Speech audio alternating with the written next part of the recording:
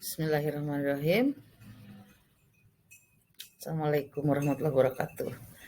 Anak-anakku, selamat bertemu kembali dengan Ibu pada materi pertumbuhan dan perkembangan makhluk hidup. Pertumbuhan dan perkembangan makhluk hidup ini pernah kita bahas yang hubungannya dengan ciri-ciri makhluk hidup ya. Masih ingat anak-anakku tentang ciri-ciri makhluk hidup ya? Ciri-ciri makhluk hidup itu diantaranya adalah dia tumbuh dan berkembang. Ibu yakin anak-anakku sering mendengar kata tumbuh ya, sering di usia-usia kalian ini mendengar kata coba tumbuhnya jangan ke samping, tumbuh itu ke atas, karena ya. Nah, apakah benar pertumbuhan itu pada makhluk hidup terjadi dan bagaimanakah proses dan faktor-faktor yang terjadi pada makhluk hidup. Nah, pada pertemuan kali ini kita akan membahas pertumbuhan dan perkembangan pada tumbuhan ya. Nah, pertumbuhan dan perkembangan pada tumbuhan seperti kita tahu, mungkin anak-anakku sering memperhatikan bagaimana satu tumbuhan itu bisa tumbuh ya, dilihat dari pertumbuhan awal. Kita lihat tumbuh itu berarti ada perubahan ya, ada perubahan. Oke, sebelum kita ke sana, marilah kita lihat dulu peta konsep yang akan kita bahas ya. Pertumbuhan dan perkembangan di sini pengertiannya Anda bisa lihat ya, bahwa pertumbuhan itu adanya perubahan. Perubahan itu bukan hanya terjadi pada ukuran, tapi juga pada jumlah sel, pada ukuran selnya itu sendiri, volumenya ya, sehingga setiap sel membelah itu terjadi pemanjangan ya. Nah, di sini ada perbedaan nanti antara pertumbuhan dan perkembangan ya. Berikutnya, pertumbuhan itu sendiri akan kita lihat dari mulai perkecambahan, kemudian pertumbuhan primer dan sekunder. Nah, kemudian kita lihat faktor-faktor yang mempengaruhi pertumbuhan dan perkembangan ya, baik pada tumbuhan maupun pada hewan. Ya, anak-anakku sekalian, marilah kita teruskan dengan pengertian ya. Tadi pengertian pertumbuhan itu adalah peristiwa perubahan biologis yang terjadi pada seluruh makhluk hidup berupa pertambahan ukuran, volume, tinggi, dan massa yang bersifat irreversible. Kalau ada irreversible berarti ada reversible ya. Nah, siapa di sini yang jago bahasa Inggris pasti tahu ya perbedaan. Kalau ir itu berarti tidak. Jadi reversible itu bisa kembali lagi ke semula, kalau ir tidak. Irreversible berarti pertumbuhan yang tidak bisa kembali ke semula. Oke, nah di sini Anda bisa lihat anak-anakku, ini adalah alat yang dinamakan auxanometer. Di sini alat ini bisa mengukur berapa kecepatan rata-rata dari pertumbuhan. Di sini pertumbuhan untuk tanaman ya. Nah, ini bisa kita buat nanti alatnya. Kemudian, kalau tadi kita sudah bahas pertumbuhan itu adalah perubahan, di mana perubahan itu terjadi pertambahan ya, pertambahan volume, pertambahan ukuran, dan pertambahan jumlah. Maka perkembangan di sini, tadi ada kata irreversible, tidak bisa balik lagi.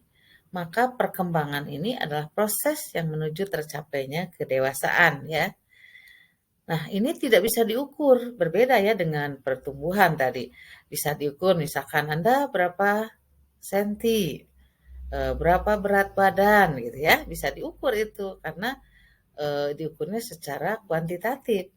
Tapi kalau perkembangan ini berbeda. Karena kita tidak tahu misalkan sejauh mana anak itu sudah berkembang. Tidak bisa diukur dengan sudah berapa kilo, berapa senti misalnya, tapi ada juga hubungan misalnya kenormalan seorang bayi misalnya yang baru lahir itu berapa kilo misalnya. Kemudian kalau sudah sebulan berapa, 2 bulan. Itu bisa aja dihubungkan dengan perkembangan sejauh mana anak itu sudah bisa berkembang ya. Misalnya kemampuan berbicara, kemampuan apa apa berjalan misalnya itu bisa dilihat. Oke, jadi perkembangan itu proses menuju tercapainya kedewasaan. Nah, apakah Anda sudah merasa dewasa? Sudah ya, usia Anda itu sudah dewasa. Kenapa Anda merasa sudah dewasa? Ya, karena sudah berkembang sistem organ yang ada di dalam tubuh Anda, terutama organ reproduksi ya. Nah, kita lihat kalau tadi irreversible berarti ini reversible ya. Dan perkembangan ini diukurnya secara kualitatif bukan kuantitatif. Oke, kita lihat eh, kenapa makhluk hidup baik tumbuhan, hewan maupun manusia itu bisa bertambah jumlah selnya, ukurannya ya, sehingga bisa terlihat secara morfologinya misalnya atau fungsinya itu bisa bisa terlihat sudah sejauh mana organ itu berfungsi.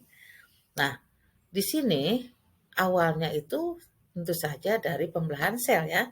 Dari yang pertama satu sel, sel sperma, sel ovum itu berkembang melebur jadi zigot. Nah, dari zigot nanti terjadi fase-fase ya.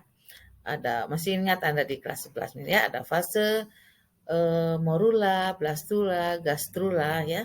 Kemudian di situ diteruskan kepada fase diferensiasi sel.